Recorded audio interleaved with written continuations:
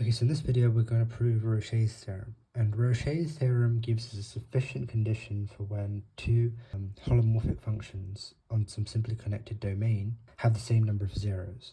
So let K be a simply connected domain, which is a standard assumption. So we can draw K something like this. And let F and G be holomorphic on K, which just means that it's analytic everywhere on K, where K is a domain, so it's open, and simply connected just means it doesn't have any holes in it, and it's connected, so it's not two pieces. Then if the absolute value of G is less than the absolute value of F on the boundary of K, so on this boundary of K, well, it's not contour, but we're going to integrate over it in a bit, so let's just imagine it is. But on the boundary of K, if this is true, just on the boundary of K, we don't need it for the whole K, just on the boundary, then F and F plus G have the same number of zeros in K. And what about the boundary? Does it have the same number of zeros on the boundary? Well, you can check from this that first of all, F doesn't have any zeros on the boundary, and also that F plus G doesn't have any zeros on the boundary. And it's actually not difficult to check that, and then I'll leave it as an exercise. So for this we need the argument principle. So the argument principle we actually discussed in a previous video, and it said that, well, assuming these assumptions, the actual argument principle tells us that some integral of f prime over f over some simply closed contour C, where f is metamorphic, dz, gives us the difference between the number of zeros and number of poles.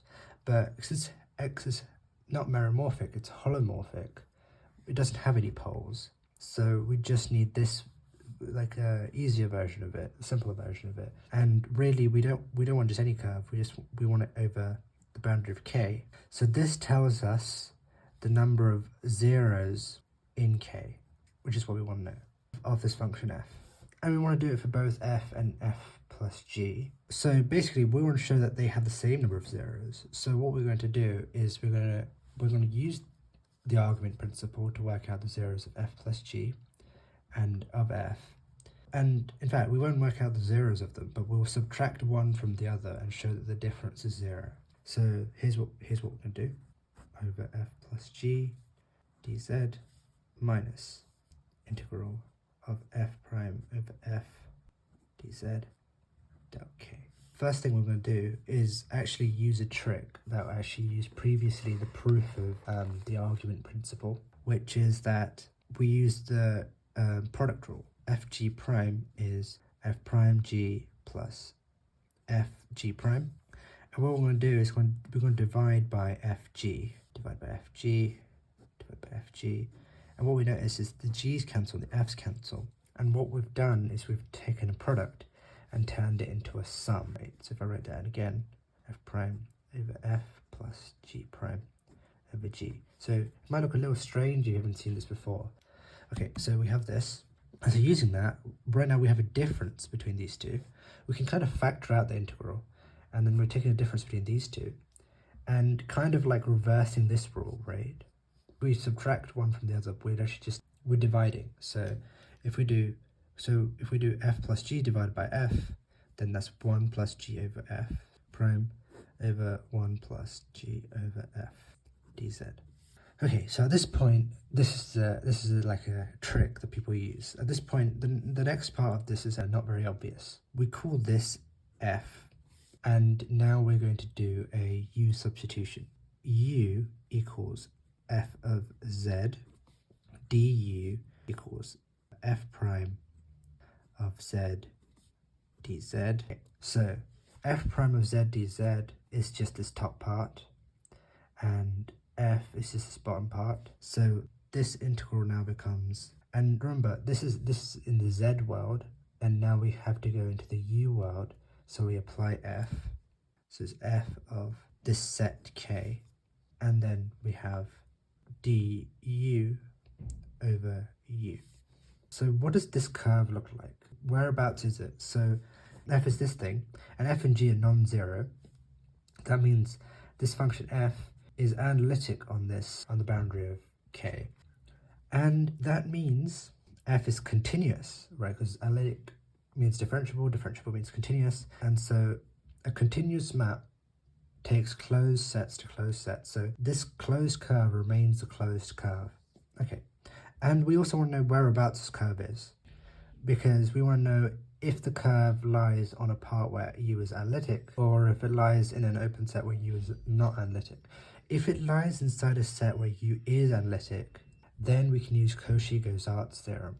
If we have that this curve is completely contained inside a set where u is analytic, or a simply connected domain where u is analytic, then we can use Cauchy-Gozart and conclude this is 0. So let's actually just see where this is. So to see where this is, we first divide both sides of this by f.